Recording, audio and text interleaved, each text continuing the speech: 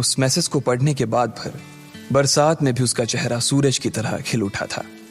Lucky ने इस message को पढ़कर खत्म किया ही था कि उसके फोन पर बारिश की बूंदें जमा होने लगी थीं।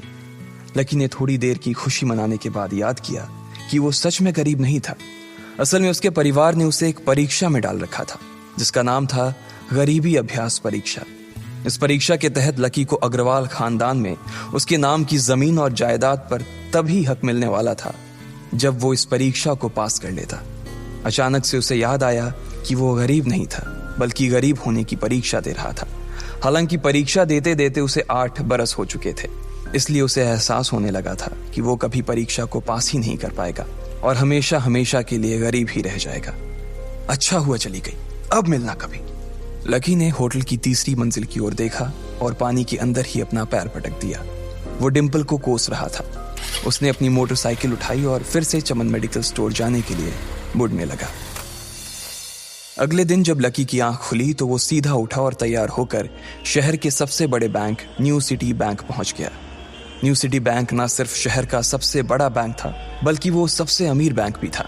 वहां पर शहर के सबसे अमीर लोगों के ही पैसे जमा किए जाते थे। लकी वहां पैसे को निकलवाने के लिए जा रहा था। New city bank south Delhi में बसा हुआ था और उसके दरवाजे के बाहर महंगी से महंगी गाड़ी खड़ी थी। भाई, अब इसमें से कौन सी नई गाड़ी लेगा, लकी ने मन ही मन सोचा। उसे यकीन नहीं हो रहा था कि कल तक तो वो एक मोटरसाइकिल तक नहीं खरीद पा रहा था और आज वो एक कार, और वो भी इतनी महंगी कार खरीदने की सोच रहा था। फिर उसने अपनी नजर गाड़ी पर से हटाई और बैंक के अंदर जाने लगा। उसने देखा कि बाहर बहुत भीड़ थी और महंगे से महंगे कपड़े पहने लोग बैंक के अंदर जा रहे थे। कहाँ दवाओं की बदबू और कहाँ ये खुशबू। उसने एक बहुत ही गहरी सांस के अंदर ज्यादा से ज्यादा खुशबू को समेटने की कोशिश करते हुए अपने मन में सोचा, लेकिन अगले ही पल उसके मन में संकोच पैदा हो गया था। रातों रात लकी की किस्मत तो बदल गई थी, लेकिन उसके कपड़े नहीं बदल पाए थे। इतने बड़े बैंक में वो वही कपड़े पहनकर आ गया था जो वो अक्सर अपने काम पर पहनकर जाता था। पैसे लेते ही ना सबसे पहले नए कपड़े खरीदने हैं, लकी ने अपने आप से कहा और फिर बैंक के अंदर दाखिल होने लगा। जैसे ही उसने दरवाजे को धक्का दिया, उसे आवाज आई, आउच! लकी थोड़ा सा हड़बड़ी में दिखाई दे रहा था और इस जल्दबाजी के चक्कर में वो एक लंबे बाल वाली लड़की से जा टकराया था जो कि उसके बगल में ही चल रही थी। माफ करना, मैं आपको देख नहीं पाया, सॉरी। लकी ने तुरंत उससे हाथ जोड़कर माफी मांगते हुए कहा। उस लड़की ने इतने अच्छे कपड़े पहन रखे थे कि उसे देखकर ही लग रहा था कि वो किसी अमीर घराने की लड़की थी, इसलिए सॉरी बोलते वक्त ना चाहते हुए भी लकी के हाथ उसके सामने जुड़ गए थे। लेकिन जब उस लड़की ने लकी के कपड़े और उसके हुलिये को देखा तो उसने अपनी नाक भौं सिकोड़ ली। वो लगभग हर रोज इस बैंक में आया और जाया करती थी, लेकिन उसने आज तक इस बैंक के अंदर लकी जैसे फटीचर आदमी को घुसते हुए नहीं देखा था। उसके बालों में से आंवले के तेल की गंध आ रही थी। उसने गुस्से भरी नजरों से लकी की ओर देखा और बोली, क्यों नहीं देख पाए? मैं क्या ट्रांसपेरेंट हूं? तुम्हें इतनी बड़ी लड़की दिखाई नहीं देती? इससे पहले कि बात आगे बढ़ती, उस लड़की ने देखा कि इस बैंक की मैनेजर यास्मीन पटेल उन दोनों की ओर बढ़ी चली आ रही है। उसने भी लकी को देखकर वैसी ही शक्ल बनाई थी जैसी शक्ल उस लंबी लड़की ने बनाई थी। I am so sorry miss, आपको कहीं लगी तो नहीं? यास्मीन ने उस लड़की से पूछा और फिर घिन्न भरी नजरों से लकी की ओर देखने लगी।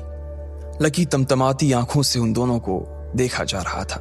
वो जानता था कि उसने इतनी जोर से भी दरवाजा नहीं खोला कि उसे चोट लग जाए, लेकिन असल में उसे यह मालूम नहीं था कि वो लोग उसे नहीं बल्कि उसके कपड़े को देख रहे थे। यास्मीन ने लकी को ऊपर से नीचे तक देखा और ना जाने उसके मन में क्यों शक पैदा हो गया। क्या आप मुझे बता सकते हैं कि आप यहाँ पर किस काम से आए हैं? यास्मीन ने बड़ी मुश्किल से अपने चेहरे पर एक मुस्कान लाते हुए कहा। वो उसका हुलिया देखकर ही समझ गई थी कि वो यहाँ का कस्टमर तो नहीं था। लकी ने अपने आप को संभाला और कहा, हाँ, वो मैं अपना पैसा निकलवाने के लिए आया था। पैसे निकलवाने के लिए आए हो? यास्मीन ने लकी की बात को ही दोहराते हुए कहा।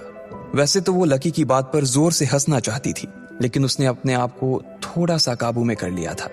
लकी की बात सुनकर उसे लग रहा था कि वो कोई पागल था जो यहाँ जबरदस्ती घुसा चला आ रहा था। हाँ, तो क्या आपके पास कार्ड है? यास्मीन ने उससे आगे पूछा। न्यू सिटी बैंक का कार्ड हासिल करना एक बहुत ही मुश्किल भरा काम था। अगर किसी को भी उस बैंक का कार्ड लेना था तो सबसे पहले उस आदमी को अपने खाते में कम से कम 5 लाख रुपए जमा करवा कर रखने पड़ते थे, तब जाकर उसे कहीं कार्ड मिलता था। लेकिन लकी तो पहली बार ही यहाँ आ रहा था, इसलिए उसके पास कार्ड होने की कोई संभावना ही नहीं थी। लकी जब यास्मीन के सवाल का जवाब नहीं दे पाया तो यास्मीन ने फिर उससे पूछा, मैं पूछ रही हूं कि आपके पास कार्ड है? वो समझ गई थी कि लकी पागल ही था जो कहीं से भागकर सीधा उनके बैंक में आ गया था। कार्ड नहीं मेरे पास। लकी ने उसके सवाल का जवाब दिया और वो फिर इधर उधर देखने लगा। जैसे ही उस लंबे बालों वाली लड़की ने लकी का जवाब सुना तो वो खिलखिलाकर हंस पड़ी। यास्मीन को तो सिर्फ लग रहा था कि वो पागल है, लेकिन वो लड़की तो अपने मन में मान चुकी थी कि यह लड़का कोई पागल ही है जो कहीं झोपड़ पट्टी से यहां आ गया है। इससे पहले कि आगे कोई कुछ कह पाता, उस लंबे बालों वाली लड़की के पिता वहां आ गए और बोले, चलो बेटी। उनके हाथों में कुछ कागजात थे। लकी ने देखा कि उन्होंने महंगा सा सूट पहन रखा था। उस लड़की ने यास्मीन के दोनों हाथों को पकड़ा और बोली, यास्मीन देखो, अगर इस तरह के सड़क छाप लोग तुम्हारे बैंक में ऐसे ही घुसते चले आए ना और बाकी कस्टमर्स को परेशान करने लगे तो तुम्हारे बैंक की इमेज और उसके शेयर्स दोनों को काफी नुकसान होगा। एक मैनेजर होने के नाते तुम्हें इन सब चीजों का ध्यान रखना चाहिए। मुझे उम्मीद है कि आगे मेरे साथ ऐसा कुछ नहीं होगा। उस लड़की ने कहा और अपने पिता के साथ बैंक के बाहर चली गई। अपना ध्यान रखना कोयल मैडम, मैनेजर ने उसकी गाड़ी तक छोड़ने के लिए आते हुए कहा। आज तो वो बाल बाल बच गई थी। कोयल और उसके पिता इस बैंक के सबसे पुराने और सबसे वफादार कस्टमर्स थे। अगर आज यास्मीन उन्हें नाराज कर देती और वो उसके बैंक से अपना खाता बंद करवा देते तो शायद यास्मीन की नौकरी तक जा सकती थी। और यह सब हो रहा था उस पागल लकी की वजह से। इसे जल्द से जल्द यहां से भगाना पड़ेगा, यास्मीन ने अपने आप से कहा और फिर बैंक के अंदर आने लगी। यास्मीन उसे अपने बैंक से बाहर निकालने के तरीके के बारे में सोच रही थी, मगर जैसे ही वो बैंक में दाखिल हुई उसने देखा कि लकी वहां था ही नहीं। अरे अब ये कहां चला गया? उसने अपने आप से पूछा। वो इधर उधर देखने लगी, लेकिन लकी वहां भी नहीं था। यास्मीन को अच्छे से पता था कि वो उसके सामने तो बाहर नहीं निकला था। इसका मतलब था कि वो बैंक के अंदर ही था, लेकिन यास्मीन उसे ढूंढ नहीं पा रही थी। कुछ देर तक बैंक के सारे कोनों को देख लेने के बाद यास्मीन को लगा कि शायद लकी यहां बहुत ही असहज महसूस कर रहा होगा, और जब वो कोयल को दरवाजे पर छोड़ने के लिए आई तब उसके पीछे पीछे वो भी निकल गया होगा। चलो जान बची, यास्मीन ने अपने आप से कहा और अपने केबिन में आकर बैठ गई। जैसे ही उसने आज के दिन की पहली फाइल उठाई थी उसे किसी एक की झलक दिखी। ये कोई और नहीं बल्कि लकी ही था। अरे ये कहां छिपा हुआ था? यास्मीन ने अपने आप से ही कहा और तुरंत फाइल को टेबल पर रखकर वो ऑफिस के बाहर आ गई। उसने देखा कि लकी बैंक के वीआईपी लॉन्ज के बाहर खड़ा था और उसके खंबे की आड़ की वजह से वो यास्मीन की नजर से बाहर हो गया था। अब यास्मीन को तो वो मिल गया था, लेकिन उसके लिए उससे भी बड़ी एक और मुसीबत खड़ी हो गई थी। लकी जिस कमरे के बाहर अभी खड़ा था उस कमरे के अंदर शहर के सभी रईस लोगों का उठना बैठना था। बैंक के सिलसिले में या फिर किसी दूसरे काम के सिलसिले में वो सभी लोग यहीं आकर बात किया करते थे। उस कमरे के अंदर जो लोग बैठे थे उन सबके करोड़ों रुपए इस बैंक के खाते में जमा थे। अब अगर ऐसे में लकी वहां घुस जाता तो सब लोग मिलकर यास्मीन की गर्दन पर चढ़ जाते। रुको, जहां हो वहीं खड़े रहो, यास्मीन जोर से और साथ ही गुस्से से चिल्लाई। बाकी के लोग जो वहां खड़े थे वो यास्मीन की ये चीख सुनकर डर गए थे। कुछ लोगों को उसकी इतनी जोर से आवाज करने की वजह से गुस्सा भी आ गया था और यास्मीन सबसे मुस्कुराते हुए माफी मांगकर आगे बढ़ती जा रही थी। वो लकी को किसी भी तरह से उस कमरे में जाने से रोकना चाहती थी, लेकिन उससे पहले ही वो उस कमरे के अंदर दाखिल हो चुका था। अरे यार, ये आदमी है या गधा? यास्मीन ने अपना ही सिर पीटते हुए कहा और वो भी उस कमरे के दरवाजे की ओर बढ़ने लगी। उसने उस कमरे का दरवाजा खोलने की कोशिश की, लेकिन वो अंदर से लॉक हो गया था। बाप रे, ये कैसा आदमी है? बिना परमिशन के अंदर घुसा तो घुसा, लेकिन दरवाजा भी अंदर से बंद कर लिया। अब यास्मीन की सांसें फूलती जा रही थी। उसे बहुत डर लग रहा था। उसका जी यह सोचकर घबराए जा रहा था कि ना जाने अंदर लकी और उस रिलेशन मैनेजर के बीच क्या हो रहा होगा। इधर जैसे ही लकी कमरे में दाखिल हुआ, वहां का कस्टमर रिलेशन मैनेजर जो कि सोफे पर फैला हुआ था, वो उसे देखते ही अचानक सीधा बैठ गया। हेलो सर, कैसे हैं आप? उसके मुंह से बिना लकी को देखते हुए ये शब्द निकले। उसे याद था कि इस कमरे में कुछ खास लोग ही आते थे और जो भी आते थे यास्मीन उनके आने की खबर उसे पहले ही दे देती थी। लेकिन इस वक्त जो आदमी उसके सामने खड़ा था, उसे देखते ही वो अपनी जगह पर जम गया था। ना तो वो कहीं से भी वीआईपी लग रहा था और ना ही वो उसका कोई रिश्तेदार था। कौन हो भाई तुम? क्या चाहिए तुम्हें? उस मैनेजर ने 20 साल के जवान लड़के को देखते हुए कहा, मैं यहां अपना पैसा लेने आया हूं। लकी ने सीधे मुद्दे की बात को मैनेजर के सामने रखते हुए कहा, तुम्हारे पास हमारा सुप्रीम कार्ड है? मैनेजर ने उससे ऊपर से नीचे तक देखा और पूछा, नहीं नहीं, मेरे पास कोई कार्ड नहीं है। लकी ने कहा, तो फिर हम तुम्हें कोई पैसा नहीं दे सकते। चलो अभी दरवाजा खोलो और सीधा बाहर निकलो। मैनेजर ने कहा और सोफे पर से उठ गया। नहीं, मैं अपना पैसा लिए बिना नहीं जाऊंगा यहां से। लकी भी जिद पर अड़ गया। अरे बोला ना, बिना कार्ड वाले को पैसा नहीं मिलता है, और वो भी पैसा होगा तब तो मिलेगा ना। मैनेजर ने उसके करीब आते हुए कहा, अरे पैसा है तभी तो निकालने आया हूं सर। लकी ने कहा, देख फालतू की बहस मत कर सुबह सुबह, वरना मैं सिक्योरिटी को बुला लूंगा तो वो लोग मार मार कर बाहर निकालेंगे तुझे। लकी यह सुनकर घबरा गया था।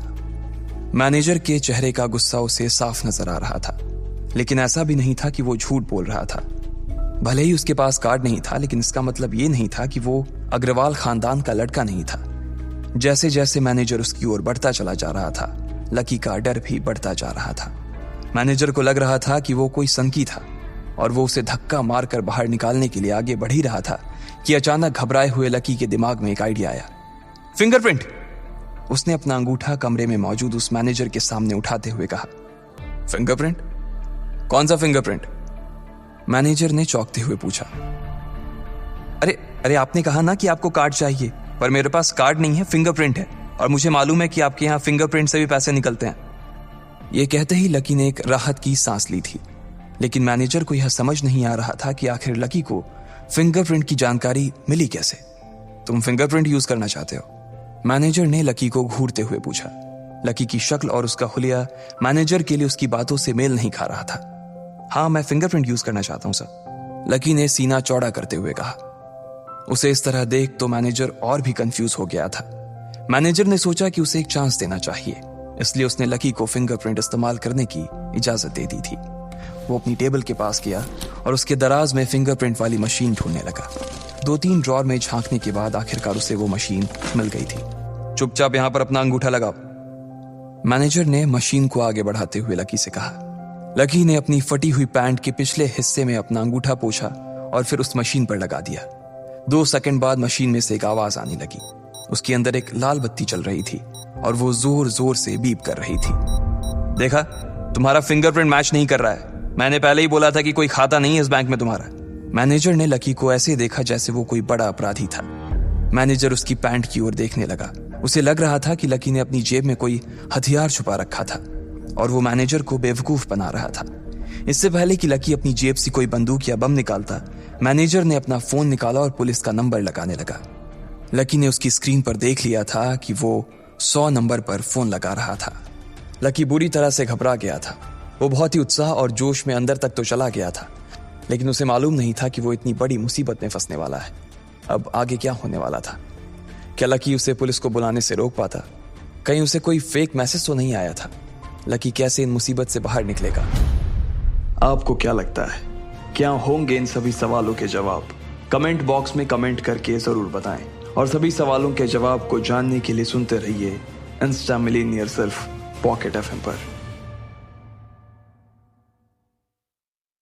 लकी बैंक के अंदर दाखिल तो हो